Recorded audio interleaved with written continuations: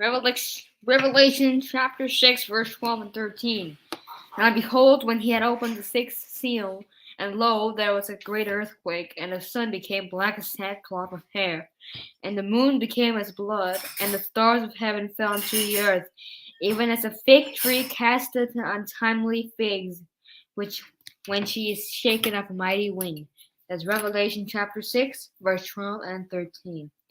Today we will be speaking about the Lisbon earthquake. The Lisbon earthquake happened in November 1755.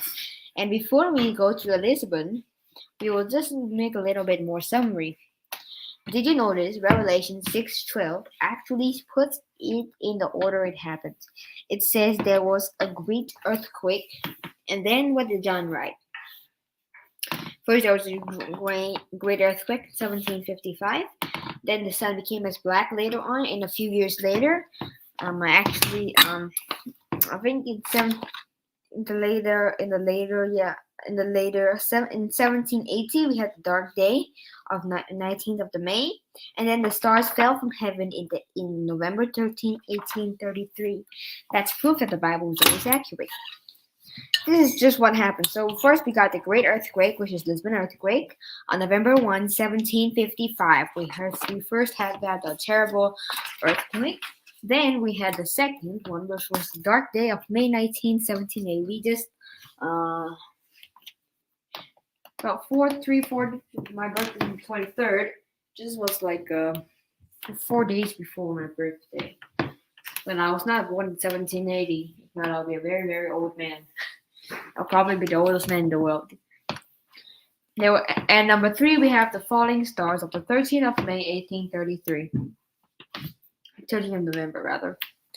There was a great earthquake. So now, how great was the earthquake? Was it greater than the San Francisco earthquake? Was it greater than the Mexico City earthquake? So how great exactly was the earthquake? And well, it became before the dark day of May 19, 1780. The Sir Charles Lyell says that an earthquake shook through the greater part of the city of Lisbon. In the course of about 6 minutes, 60,000 persons perished.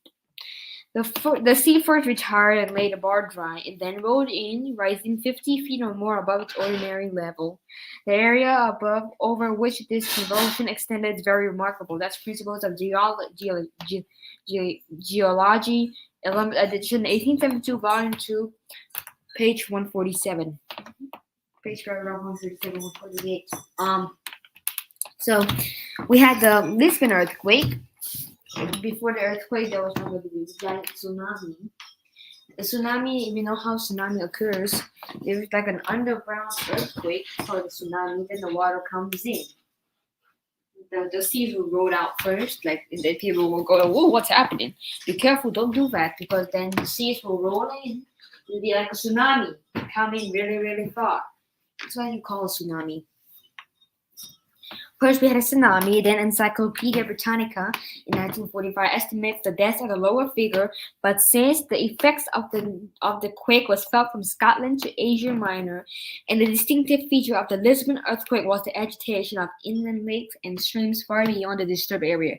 For instance, Italy, Switzerland, Great Britain, and Sweden and Norway felt the effects. Articles Lisbon and earthquakes from People Get Ready, Nicholas. Now, there are some to say, I think, that they felt the effect of the earthquake all the way here in America. Well, I'm not sure if that's true or that was a different earthquake, but we know the Lisbon earthquake was a terrible earthquake, right? Then Revelation 6 says that it's under the fifth seal, there is an interesting scene in verses 9 through 11, when we see the blood of martyrs crying out to God, and next we see this terrible earthquake whose center is in Lisbon, Portugal, and it's on a holy day. So, we are going to find out about this, right? If you know what really happened, we are going to continue. The earthquake happened on a holy day when the churches and convents were full of people and very few of them escaped. That's Encyclopedia Americana, Lisbon, note 1831.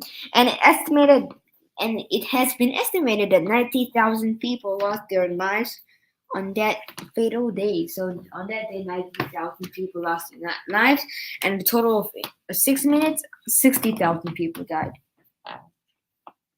Or 5 minutes, 6 minutes. So now,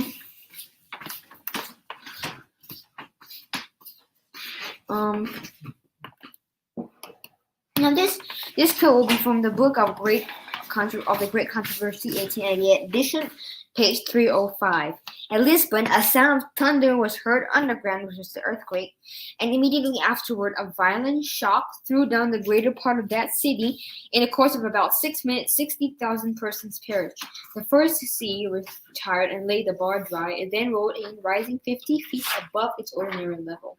The most extraordinary circumstance which occurred at Lisbon during the catastrophe was the subsidence of the new quarry, built entirely of marble. So it was like a small little building there, and people thought that there was a safe place because it was built entirely of marble. A great concourse of people had gathered there for safety as a spot where they might be beyond the reach of falling rains. But suddenly the quay sunk down with all the people on it, and not one of the dead bodies ever floated to the surface. So now I'm not really sure what's a quay. So I will check. Well, definitely I know it's not Kway Teow.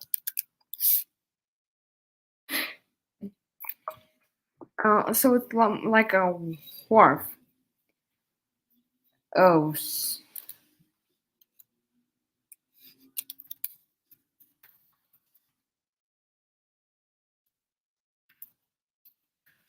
Like a little building. It's like a little building. So people thought, oh, they would run there and they would be safe. And they hid there. And then the building also fell down. Because, it was the most destructive earthquake. And then we continue. The entirety of marble at an immense expense, a great concourse. Okay, we've already read that. But suddenly, quay sunk down with all the people on it, and not one of the dead bodies ever floated to the surface.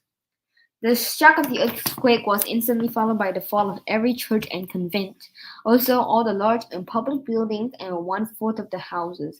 In about 2 hours afterward, fires broke out in different quarters and raged with such violence for the space of nearly 3 days that the city was completely desolated. The earthquake happened on a holy day, which was Sunday, when the churches and convents were full of people, very few of whom escaped. The terror of the people was beyond description. Nobody wept. It was beyond tears.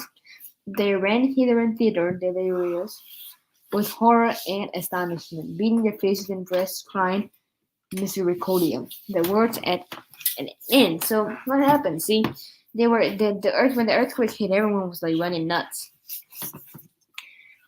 So mothers forgot their children and ran loaded with crucifix images. Unfortunately, many ran to the churches for protection. Did the poor creatures embrace the altars, images, priests, and people were buried in one common ring. 90,000 people are supposed to have been lost on that fatal day. The Great Controversy, 1888 edition, page 305. See? So now it's not good to pray to idols and images, right? And look what else happened. It's an interesting fact, and I really can't believe it's an accident that the earthquake happened in Lisbon. It's not an accident. Why didn't it happen, let's say, why didn't it happen in America?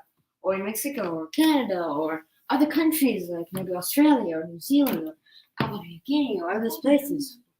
Well, why didn't it happen in those other countries?